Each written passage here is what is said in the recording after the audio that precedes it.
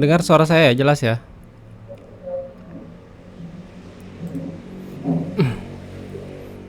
Oke, ada beberapa poin yang akan saya coba jelaskan di sini. Pertama, yang terkait dengan pemeriksaan dokter, halaman pemeriksaan dokter. Kemudian terkait dengan peresepan, terutama itu adalah resep racikan. Dan yang terakhir bagian untuk berkas klaim ya, karena ketika dokter sudah pemakaiannya rekam medis elektronik, berarti kan nanti tidak ada lagi berkas-berkas manualnya, jadi pasti bingung di bagian ketika untuk melakukan berkas klaim. Nah, jadi saya mulai dulu dari untuk yang halaman pemeriksaan dokter. Nah, di pemeriksaan dokter ini aplikasi di sini secara default ketika halaman ini termuat di sini memang ada riwayat kunjungan terakhir. Nah, kunjungan terakhir ini itu kunjungan terakhir di dokter yang sama ya. Misalkan di sini login-nya adalah dokter A, maka ini akan menampilkan riwayat kunjungan terakhir di dokter A. Jadi misalkan poli interna atau poli obgyn ada dua dokter yang berbeda, dokter A sama dokter B. Kalau dokter B yang login yang masuk nanti hanya menampilkan riwayat kunjungan terakhir di dokter B juga, gitu, bukan di dokter A. Nah, kan yang jadi pertanyaan gimana kalau si dokter B mau melihat yang dokter A punya? Itu nanti bisa lihat bagian atas ini sebenarnya. Nah, di rawat jalan ini. Nah, di sini kan akan terlihat kunjungan-kunjungan pasien ke poli-poli lain dengan dokter yang lain. Ya, dia tinggal buka kayak gini. Nah, yang paling atas itulah yang kunjungan terakhirnya, gitu. Dia mau lihat, oh kemarin ke poli mata, dokter yang mana, itu ada kayak gini. Contohnya, ya. Nah, memang paling banyak kenapa saya tampilkan di sini hanya kunjungan terakhir itu di dokter yang sama dan di poli yang sama, itu karena memang dokter biasa apalagi pasien kontrol ya dari poli yang sama, pasti di dokter yang sama kan. Jadi dia akan melihat kondisi terakhir gimana, kondisi sekarang seperti apa. Kondisi sekarang nanti dokter lihatnya di sini gitu, sesuai dengan misalkan asesmen perawat. Oh, kondisi pasien sekarang seperti ini, kondisi kemarin begini. Kalau kunjungan terakhir itu adalah ada pemeriksaan lab dan radiologi, nanti lab dan radiologi juga keluar di sini. Cuma untuk kasus ini tidak ada pemeriksaan labnya, makanya tidak keluar. Tapi kalau ada di kunjungan terakhir itu ada lab dan radiologinya, keluar di sini. Nanti lab, radiologi, sama kalau ada kunjungan terakhir itu dia sempat konsul misalkan di tanggal 29, ini kan kasusnya 29 Agustus. Di tanggal 29 Agustus dokter minta dia konsul ke poli lain misalkan. Nah, jadi ketika hari ini dia berkunjung lagi karena di tanggal 29 itu ada riwayat konsul, maka di sini harusnya nanti akan tampil juga riwayat konsul. Jadi langsung dokter bisa lihat balasan konsulnya dokter yang dituju, konsulnya itu seperti apa, nanti dia bisa lihat langsung di sini nanti. Kalau ini asesmen nih jelas ya. Kalau ini asesmennya dari perawat, ini asesmen dokter. Nah, harusnya alurnya ini kan saya bilang di awal bahwa harusnya sebelum pasien ketemu dokter, asesmen perawat ini diisi oleh perawat dulu gitu loh. Nanti ketika asesmen perawat sudah terisi, contohnya seperti ini ya. Ini buktinya dia sudah terisi sebelumnya, maka isian dari perawat itu akan masuk ke dokter. Jadi termasuk anamnesa. Cuman ini contohnya anamnesa enggak diisi. Nah, ini nanti masuk gitu data-datanya. Jadi dokter tinggal ngecek karena kurang lebih sama kan biasanya, tapi kecuali memang ada perubahan sama ada penilaian dokter. Nah, ini nanti dokter bisa tambahkan dengan anamnesa ya versi dokter gitu. Kalau ini juga saya rasa sudah jelas. Nah, yang baru kemudian adalah bagian pembuatan diagnosa. Di sini diagnosa pertama awalnya itu kan harus sesuai dengan kode ICD-X, mau utama mau yang penyerta dan komplikasi. Nah, setelah ketemu beberapa kasus, di sini ada tambahan sebenarnya bahwa dokter itu bisa mendiagnosa secara bebas gitu loh. Maksudnya tanpa harus mengikuti format ICD-X, karena terkadang ada dokter yang sudah paham dengan kode diagnosa, biasanya mereka memilih untuk langsung menkode sesuai ICD-X. Untuk dokter yang tidak terlalu familiar atau juga kadang kesulitan mencari kode yang tepat, nah ini disediakan kotak tambahan. Jadi nanti dia bisa menuliskan di sini.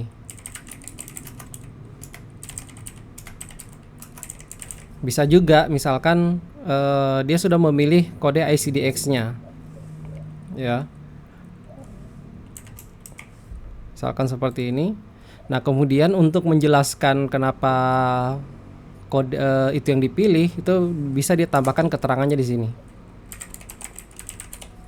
Oke. Jadi dia bisa terserah mau ambil yang mana yang lebih enak buat dokter gitu. Kemudian di sini juga untuk beberapa kasus pasien yang berkunjung kontrol ulang-ulang kali, biasanya diagnosanya juga masih sama dari kunjungan sebelumnya. Jadi daripada dokter lagi harus mencari diagnosa, kalau memang sama dia tinggal bisa klik seperti ini. Langsung terisi diagnosa sesuai dengan kunjungan sebelumnya. Jadi syaratnya harus ada data kunjungan sebelumnya, kunjungan terakhir, dan kunjungan terakhir itu ada diagnosanya. Kalau diagnosanya tidak ada di kunjungan terakhir, ini tidak keluar nanti tombolnya. Seperti itu. Ya, ini juga sama, hanya saja ini untuk penyerta dan komplikasi, ya.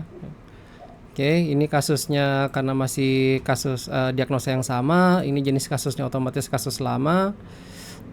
Untuk cara pengisian juga ini tidak ada yang berbeda, prosedur juga masih sama. Kemudian tindakan kita skip, selanjutnya kita ke resep. Nah, di resep ini sekarang tadinya ini ada 2, obat jadi dan obat racikan. Kemudian ada ketambahan satu yang namanya template resep. Nah, ini nanti akan saya jelaskan. Pertama, obat racikan. Nah, ada contohnya nggak ya? Oh, nggak ada. Jadi obat racikan ini sebenarnya perlu dibuatkan dulu di sini, di obat racikan. Ya, ini nanti di apotik. Supaya lebih memudahkan nanti bagian apotik dan dokter, jadi kenapa sampai ada yang namanya di sini obat racikan. Jadi tinggal dibuatkan, misalkan nama obatnya puyer ya, puyer demam anak misalkan, satuannya puyer.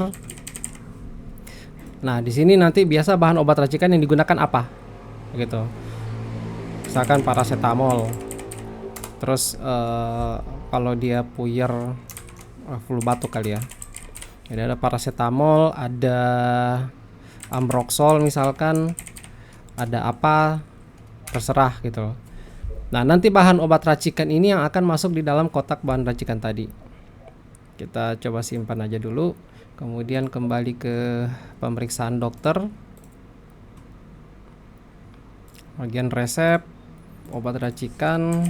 Ketika dicari puyer, oh ini enggak kelihatan enggak ini pilihannya? Kelihatan ya?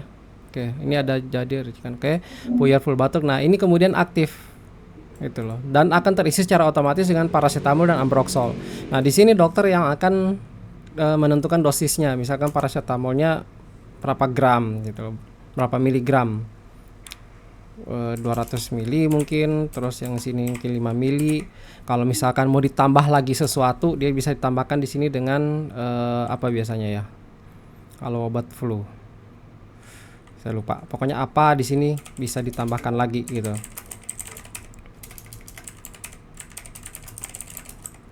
Dengan bahan lain yang dosisnya misalkan 8 mg kayak gitu. Nah, instruksi peracikannya entah di sini nanti ditulis ya. Kemudian dia minta di 10 puyer, aturan pakainya 3x1 bungkus, kemudian sesudah makan misalkan, kemudian tambah. Nah, nanti dia masuknya jadi seperti ini. Oke. Jadi nanti dibuatkan dulu di obat racikan tadi. Jadi biasanya kan ada lagi salep gatal ya. Nah, itu apa semua gitu. Nah, nanti akan ada lagi apa namanya, dari sini setelah, karena resepnya dalam bentuk tulisan begini bahan-bahannya, nanti untuk resep racikan itu penanganannya di bagian apotik ada lagi khusus gitu loh. Ketika melakukan konfirmasi atau penerimaan resep masuk, itu nanti perlu menentukan bahannya, karena kan ini bahannya beda dengan dia menulis seperti ini ya,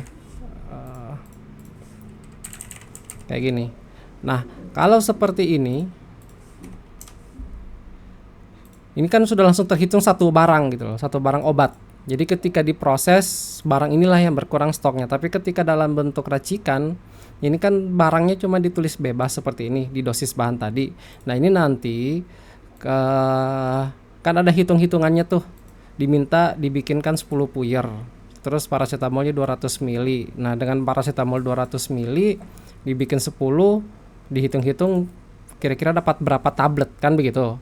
Nah, nanti begitu nginput bahan racikannya, nanti dipilih paracetamol. Kalau memang butuhnya cuman cuman 3 kaplet, berarti nanti diambil diisi jumlahnya 3 gitu. Nah, karena itu nanti ya kita coba aja deh biar gampang. Oke, satu lagi puyer, oke. Nanti disiapkan data-datanya. Kemudian di sini ada juga APRI untuk resep kunjungan sebelumnya. Jadi ada pasien yang kadang datang cuman hanya untuk dilihat, mungkin belum ada perkembangan yang berarti, dokter memutuskan untuk lanjut obat ya. Nah, ini bisa dengan klik resep kunjungan sebelumnya. Jadi ini akan terisi otomatis gitu loh. Kalau memang dia diresepkan kunjungan sebelumnya ada 5 obat misalkan, nanti ketika dia klik resep kunjungan sebelumnya, itu nanti langsung terisi secara otomatis 5 obat yang sama dengan kunjungan sebelumnya. Jadi dia dokter tidak perlu lagi mengulang ya, mencari lagi paracetamol kayak tadi, kemudian dicari lagi ambroxol, dicari lagi mungkin cetirizine dan seterusnya. Kemudian aturan pakai juga sama, disesuaikan dengan yang inputan sebelumnya, jumlahnya juga sama. Kalaupun berubah, nanti bisa diganti. Gitu. Ya. Itu terakhir di bagian farmasi juga ada yang namanya template resep. Ya. Template resep ini mirip-mirip sebenarnya sama seperti paket farmasi yang biasa dipakai untuk di ruang OK. Jadi template resep ini tujuannya juga sebenarnya sama, untuk memudahkan. Saya buka di sini nggak kelihatan ya. Yang di sharing cuma sini, sorry. Template resep. Oke. Jadi kayak gini, template resep dia sama seperti paket farmasi tadi. Jadi ditujukan untuk satu resep. Biasanya ada dokter yang sering meresepkan obat-obatnya itu terus gitu loh. Jadi daripada dia nanti masuk satu pasien dia resepkan obat ABC, pasien berikutnya ABC lagi, kan dia capek. Ketik lagi A, B, C, ketik lagi cari lagi obat A, obat B, obat C. Nah, dengan template ini, kalau kita sudah dibuatkan contohnya seperti ini ya, resep mata, isinya itu Sanbetir sama Retivit kaplet. Jadi ketika dia mau meresepkan resep yang sama, dia pilih di sini template resep, kemudian cari misalkan obatnya Sanbe. Nah, ini dia klik langsung terisi 2. Itu aturan pakai dan jumlah dan 10. Nah, ini data ini disetting atau dibuat di template resep tadi. Gitu.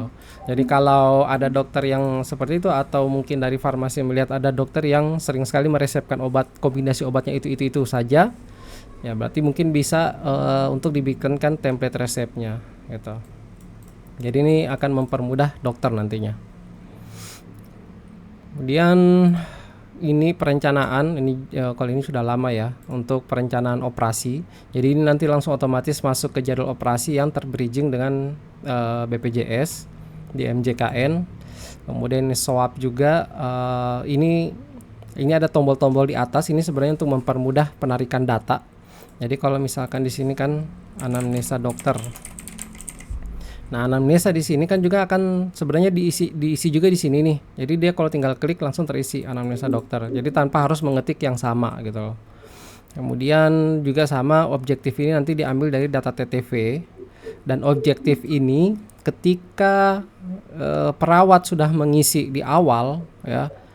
Di perawat juga kan memiliki swab keperawatan. Nah, nanti subjek dan objek itu akan terisi secara otomatis dari perawat. Tapi bukan berarti tidak bisa dirubah lagi oleh dokter. Jadi ketika dokter merubah, itu merubah versinya dokter, versinya perawat tetap ada gitu. Jadi alurnya dari perawat supaya mempermudah dokter, yang umumnya isian subjek dan objeknya itu sama, maka diambillah data dari perawat. Tapi syaratnya tadi harus perawat dulu yang menginput. ya. Jangan dokter dulu yang masuk ke sini mengisi, kemudian perawat otomatis tidak akan menimpa gitu loh. Jadi perawat jangan sampai kan nanti kalau kita bukakan nanti isiannya dokter akan tertimpa dengan isian perawat. Nah, ini bahaya. Asesmen juga sama, ambil data diagnosa. Jadi kalau kayak tadi kan seperti ini. Jadi dia klik langsung terisi diagnosa utamanya apa. Ya. Kalau dia diagnosa penyerta ya seperti ini. Ini kalau kita klik jadi nanti seperti ini. Oke. Kemudian kalau untuk planning ini ada pilihan mulai dari resep, laboratorium, radiologi, dan perencanaan.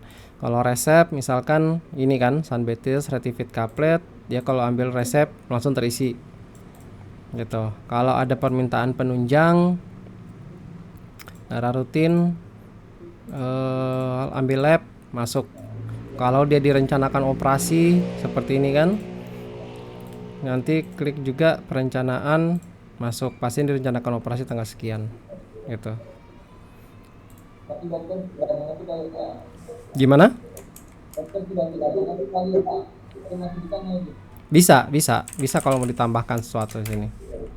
Itu. Nah, biasanya kasusnya kayak di pemberian obat ya. Ada obat yang mau diresepkan, tapi dicari di sini nggak ada karena tidak ada stoknya mungkin.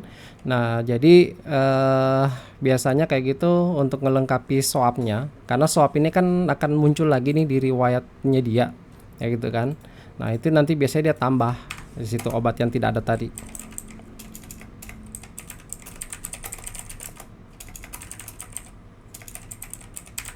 Kayak gitu. Bagian selesai seperti biasa, kemudian nanti tinggal disimpan. Gitu ya. Saya contohkan dulu terakhir untuk resep yang ini tadi ya. Resep yang racikan. Sebelum saya beralih ke rekam resume medisnya, Puyer apotek masih ada ya? Atau udah keluar? Oh ya udah dah kalau gitu lanjut ke ini deh. Saya pikir masih ada dia. Oh, sip. Oke. Kemudian udah ada lagi. Sebentar. Resep Puyer racikan.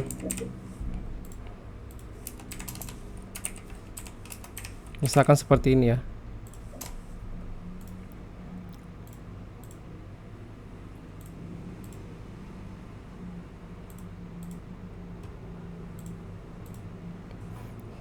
Oke, selesai dalam perawatan. Diagnosanya nggak ada diagnosa sebelumnya.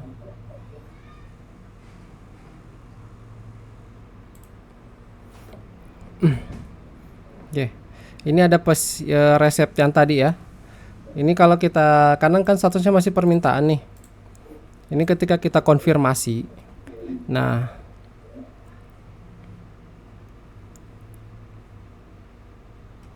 ini ada yang hilang ini.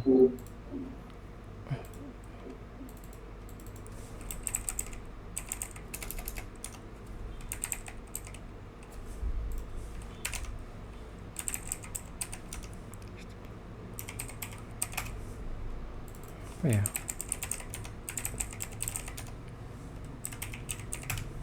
Aduh.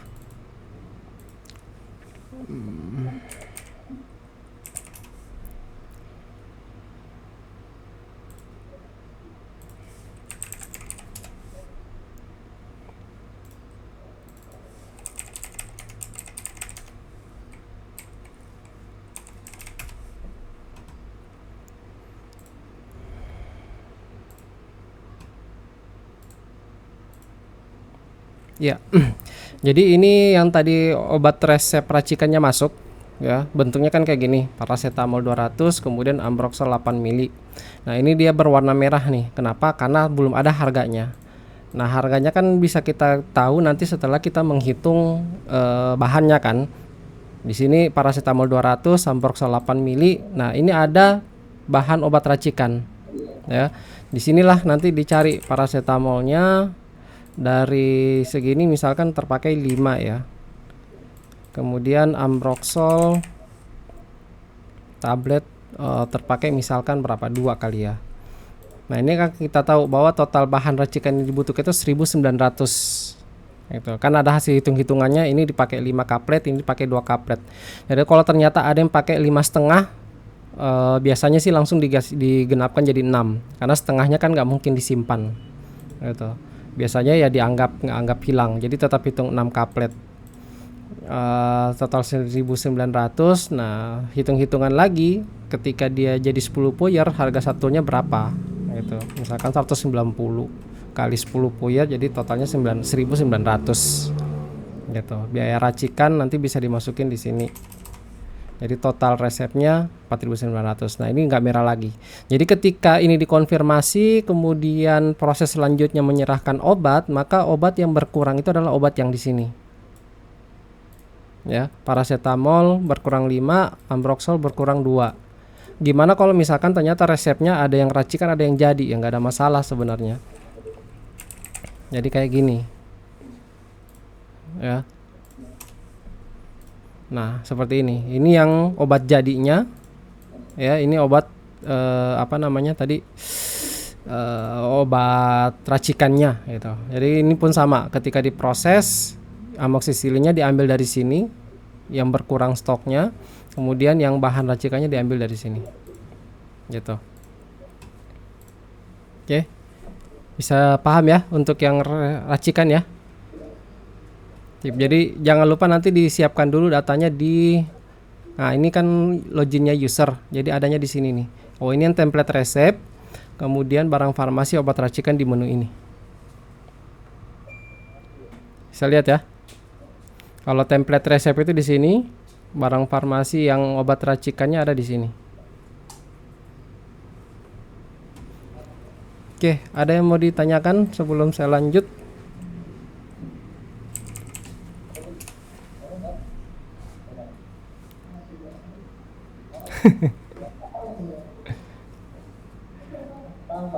Paham. Nanti kalau bingung bertanya. Untuk farmasi sudah sih. Karena kan pertanyaannya setelah Apri mencoba sosialisasi ke dokter kan baru sebatas itu ya kendalanya. Jadi untuk farmasi sudah. Gitu. Saya lanjut ke berkas klaim ya. Nah, di bagian rekam medis terutama bagian pemberkasan untuk keperluan klaim ini di pertama gini, ada beberapa modul baru. Yang pertama kita lihat ada rekam medis monitoring. Ya, monitoring. Ini fungsinya untuk melihat data kelengkapan pasien yang berkaitan dengan terutama khususnya untuk klaim ya.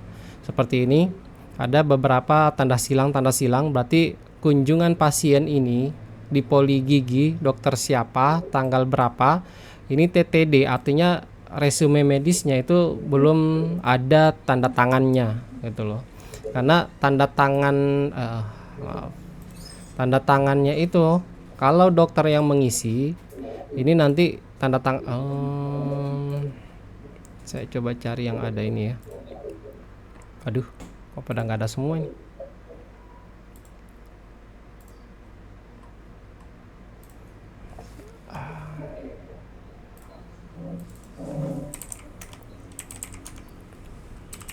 Sebelumnya udah pernah lihat ya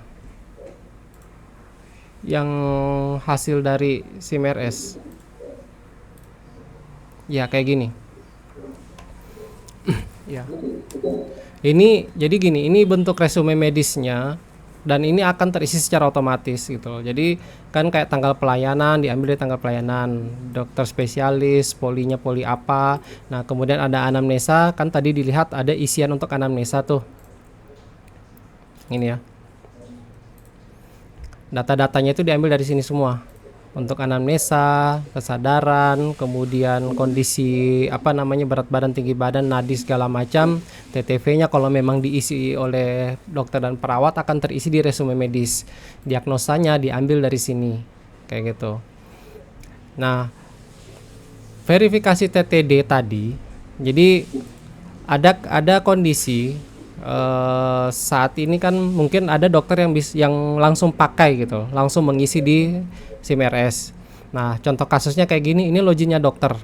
Ketika dia mengisi di sini secara langsung, kemudian dia pilih bahwa ini sudah dilayani, ya, berarti kan pasien sudah selesai nih. Ketika dia simpan, ini ada verifikasi PIN. Kalau PIN-nya benar dan tersimpan, terverifikasi, maka di resume medis tadi nanti keluar QR code-nya. Gitu loh. Tapi ada kondisi di mana dokter tidak pakai.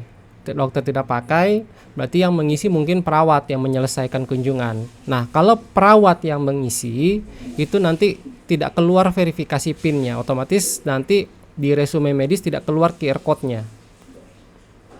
Gitu. Jadi nanti tidak keluar QR code-nya. Jadi kayak tadi beberapa kasus yang sempat saya lihatkan, kalau ini dokter sendiri yang mengisi. Nah, misalkan seperti ini tidak ada, belum ada QR code-nya nih. Gitu. Oke. Kemudian diagnosa utama di dalam kasus yang ini, kunjungan yang ini, diagnosanya kan dokter tidak memilih langsung kode ICD-nya. Tapi dia mengetik bebas.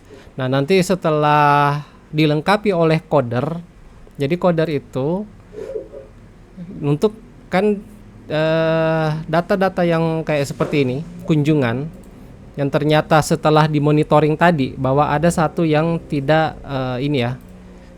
Saya coba kembali lagi deh.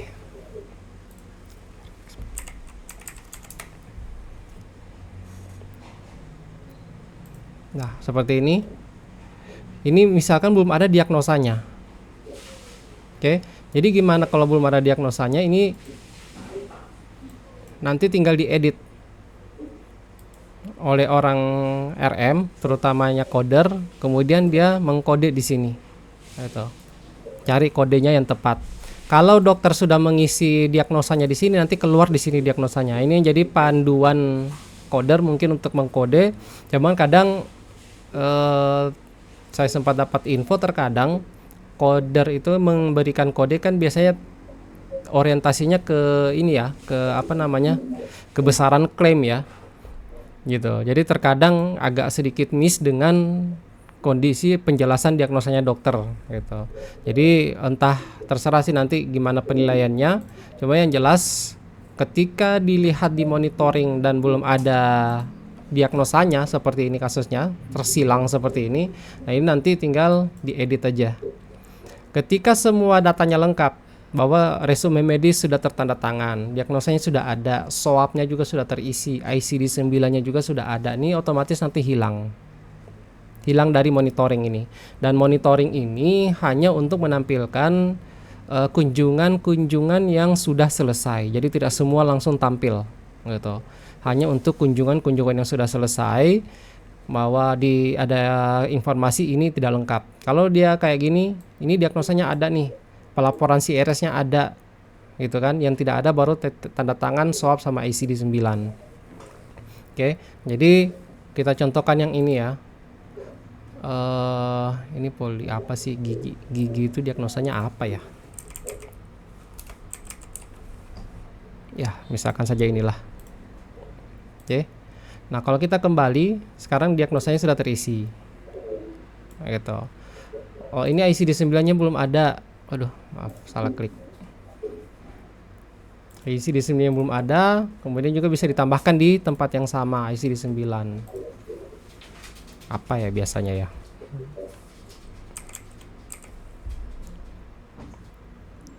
Ya, seperti ini. Nah, ICD-9-nya sudah tercentang, bahwa berarti sudah ada prosedur yang di-input gitu. Nah, bagaimana dengan swab dan TTD? Swab ini ya, swab ini sebenarnya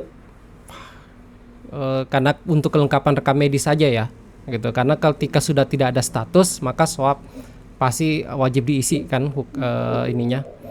isiannya, data rekam medisnya pasti wajib diisi. Cuman kalau memang dokter sudah menggunakan, biasanya swab itu memang pasti terisi, gitu. Jadi jarang ada. Kemudian masalah TTD. Nah, TTD ini yang tidak mungkin diwakilkan kan, harus oleh si dokternya.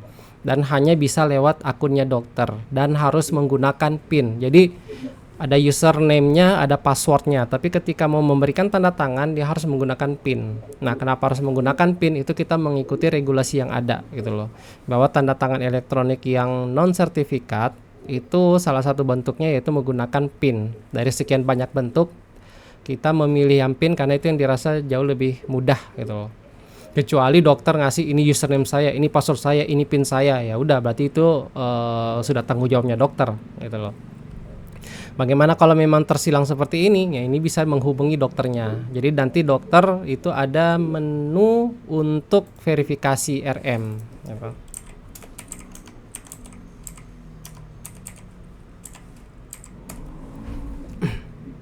Jadi di sini ada verifikasi resume medis.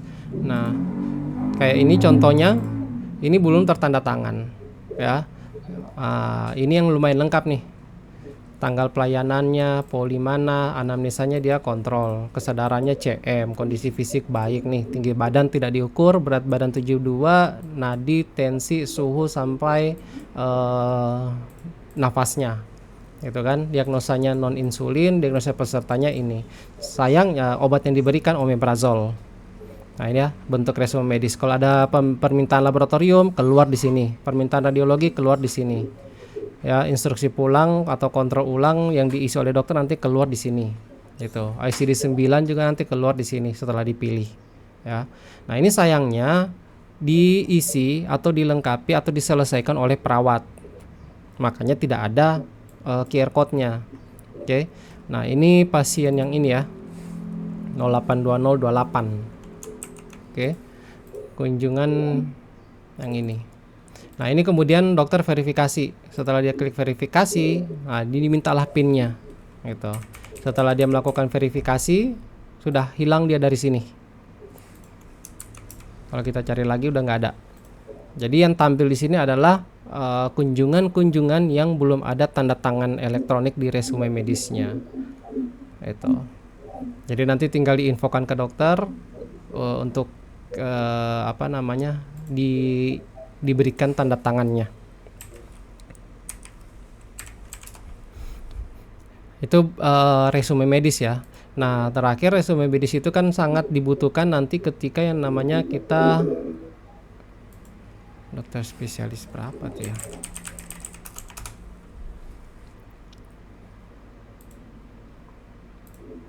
Ya, contohnya ini. Ini sangat dibutuhkan nanti yang namanya di bagian berkas klaim.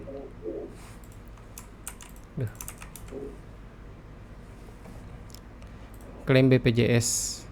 Nah, ini langsung ketarik resume medis, SEP-nya sama rincian tagihannya. Itu. Jadi ini langsung bisa dikelompokkan, langsung jadi satu file PDF. Nah, sebelumnya kan nggak kelihatan ya? Kelihatan nggak? Ada? Ada kelihatan nggak ini bagian untuk PDF-nya? Kelihatan ya? Nah, kalau cara dengan berkas fisik itu kan biasanya resume medis yang sudah ditulis oleh dokter dikumpulkan, kemudian di-scan gitu ya. Di-scan digabungkan dengan SCP-nya, digabungkan dengan berkas-berkas lain. Kalau misal jadi gini. Ini sebenarnya berkasnya tidak hanya sebatas 3 ini aja. Kalau dia ada pemeriksaan lab, nanti hasil labnya keluar di sini. Gitu loh. Kita ambil contoh yang ada penunjangnya ya. Ini rawat inap ini.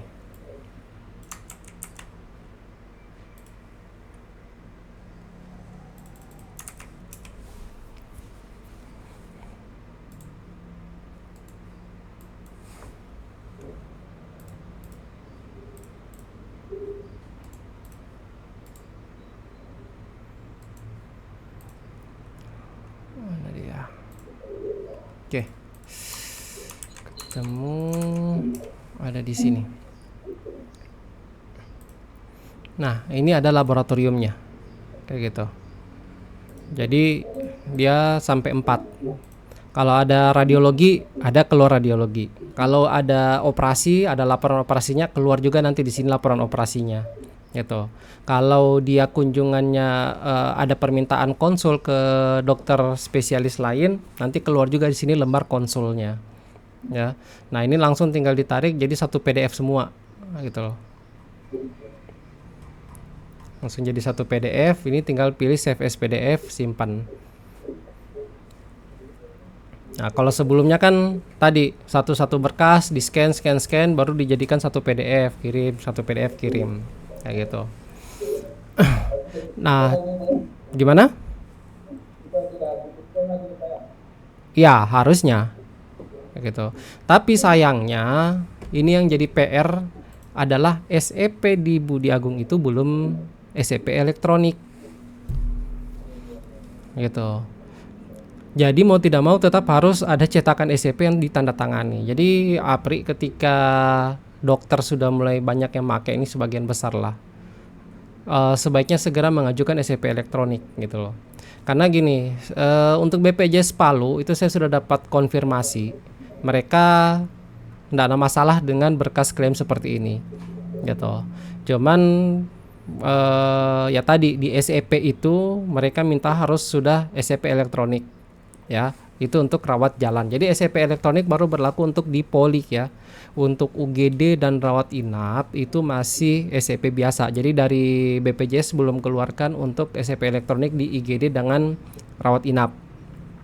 Tapi ada solusinya juga. Solusinya yaitu nanti bisa pakai ini Apri. Contoh ya. Ups.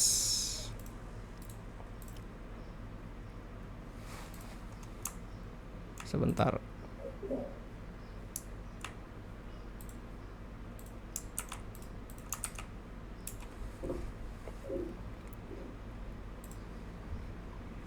Oke, nah bisa nanti pakai ini, tanda tangan seperti ini, gitu. Nah ini juga apa namanya? Jadi ketika ditarik dia ke yang tadi itu bisa, ya ditarik ke mana? Ke berkas klaim nanti di SCP itu ada. Jadi setelah ditandatangani, nanti SCP-nya juga tidak dalam bentuk QR code karena SCP yang ada QR code itu hanya untuk yang SCP elektronik yang di rawat jalan di Polik. Kalau yang IGD sama rawat inap jadi jatuhnya dia tanda tangan seperti tadi itu. Gitu. Nah, coba tinggal nanti terserah apakah mau disediakan pennya atau gimana. Tapi kan kalau untuk IGD dengan rawat inap kan memang belum ada elektroniknya ya, belum ada apa namanya rekam medis elektroniknya. Sebenarnya sih sudah ada, hanya untuk sebatas kayak resume medis itu ada, tapi karena memang belum, masih mau fokus di rawat jalan, jadi kita ke rawat jalan aja dulu, gitu. Jadi nanti dia seperti ini. Oke, klaim BPJS-nya. Nah, jadi ketika tadi langkahnya gitu, monitoring untuk kelengkapan data, rekam medis, kemudian kalau sudah monitor sudah lengkap datanya, kemudian nanti masuk ke data kunjungannya, masuk ke berkasnya, pilih berkas klaim, nanti di sini akan tampil semua kebutuhan untuk kelengkapan berkas klaim, gitu. Resume, SCP, laboratorium, radiologi, laporan operasi, kemudian konsul ke poli lain. Nanti keluar semua di sini sesuai kasus-kasusnya.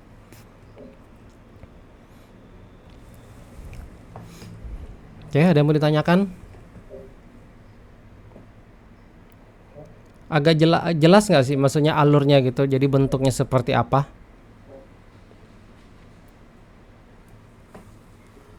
Kalau itu Pak, elektronik itu kapan saya bisa mulai itu Pak? Itu mengajukan saja ke ini, Pri. Mengajukan lewat Hafiz itu. Nanti tinggal iya. Kalau itu sih sebenarnya bukan kayak bridging ya. Jadi tidak ada ini, coba ke Pak Bayer saja sampaikan kita mau ini. Cuma setahu saya itu cuman pengajuannya lewat Hafiz. Kalau sudah disetujui nanti apa namanya? Semua poli wajib verifikasi Finger. Cuman sebaiknya ini dulu ya, koordinasi dulu. Karena gini, nanti istilahnya di informasi itu di loket itu nanti kurang lebih ada ketambahan 2 alur gitu loh. 1 sampai 2 alur. Kalau pasiennya sudah pernah registrasi Finger sebelumnya, dia datang tinggal langsung validasi gitu loh. Karena SCP tidak akan tercetak kalau dia belum validasi Finger. Tapi kalau ternyata dia mau validasi belum pernah melakukan perekaman, jadi ada proses perekaman dulu gitu. Makanya saya bilang ini perlu koordinasi juga dengan Ibu Olvi terkait apa. Cuman yang jelas ketika rekam medis elektronik di Poli mau jalan dan pengambilannya sudah sekalian tanpa harus soalnya repot kalau misalkan SCP-nya masih harus tanda tangan. Ini mau tidak mau file PDF yang diambil dari sini harus ada diproses lagi, dikeluarkan SCP yang dari SIM-RS, kemudian di-scan SCP yang manual tadi, habis itu digabung lagi jadi PDF. Nah, ini kan repot sebenarnya, jadi tidak jauh beda dengan cara manual gitu loh. Makanya sebaiknya sih SCP elektroniknya segera diproses, diajukan. Tapi tetap untuk nanti ini biar direncanakan ya, diatur alur pelayanannya gitu loh. Yang jelas dia kurang lebih akan ketambahan 1 sampai 2 alur pelayanan tadi. Validasi, dan kalau belum pernah perekaman Finger, maka pasien harus direkam Fingernya dulu gitu.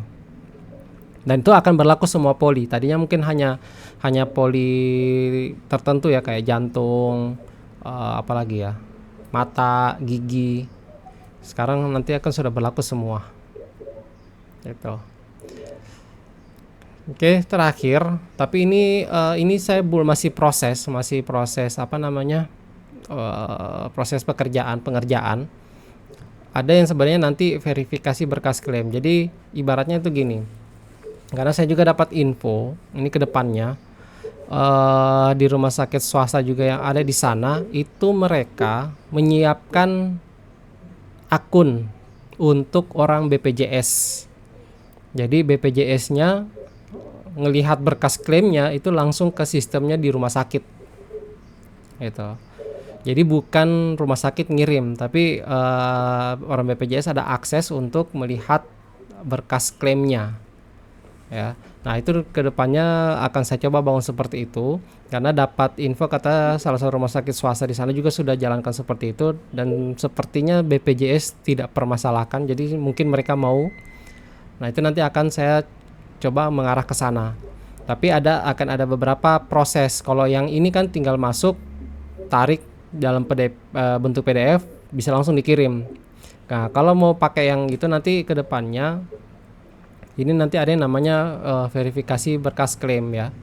Nah, ini sebelum berkas klaim itu bisa diakses oleh orang BPJS, itu nanti perlu dilakukan verifikasi dulu bahwa ini betul-betul sudah fix, sudah final, kemudian langsung oke. Ya, contohnya kayak gini. Waduh, ini masih proses soalnya ini. Ini verifikasi rawat jalan ya. Besar apa ini? Belum siap kayaknya sih. Iya, belum bisa. Jadi nanti kurang lebih prosesnya seperti itu. Ini memang masih belum saya rilis ya. Kedepannya begitu, nanti kurang lebih sama. Nanti akan terlihat juga berkasnya seperti itu untuk diverifikasi. Cuman nanti ada tombol verifikasinya sama kayak verifikasi DPJP tadi ya. Verifikasi bahwa ini sudah final. Nah, itu nanti kemudian bisa diakses oleh orang rekam medis. Orang BPJS gitu. Dapatnya nanti gitu. Artinya ini saya infokan memang, jadi ketika ini sudah rilis kan sudah tahu tempatnya di mana gitu. Cuma memang ini saya kasih ini ya. Kasih usernya RM ini apa ya?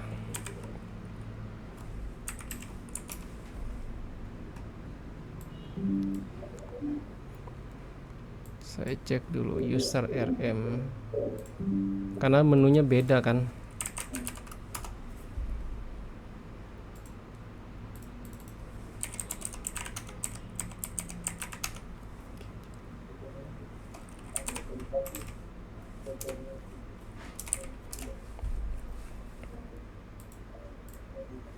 Nah, untuk monitoringnya ada di sini. Monitoring tadi rawat jalan, rawat darurat, rawat inap.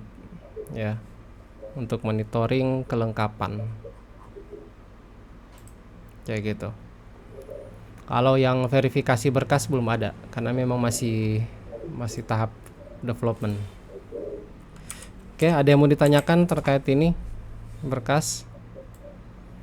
Dan ini pemberkasan secara ini sudah coba dijalankan juga ya di rumah sakit di Palu juga.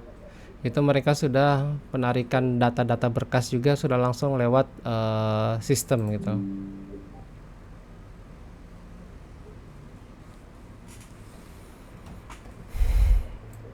Oke. Ada yang mau ditanyakan?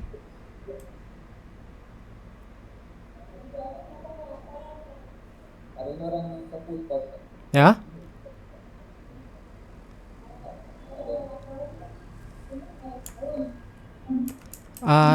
Terlalu jauh suaranya, Pri.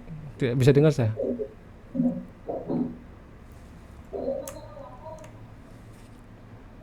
Hah? Masalah apa, Ibu? Laporan.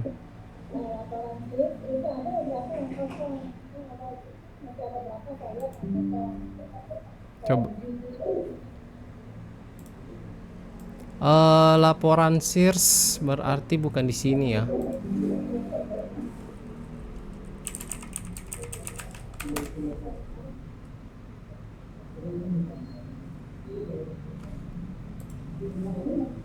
Sebentar. Yang laporan sinar. Kalau yang masalah ini tadi gimana? Tar dulu sebelum saya masuk ke laporan. Yang masalah berkas nggak ada yang mau ditanyakan ya? Maksudnya saya selesaikan dulu yang satu ini. Ya berkas Pak tidak ada Pak. Tidak ada. Aman Pak. Oh ya udah. Nanti akan dilihat lagi lah ketika memang sudah mulai banyak yang pakai. Sip.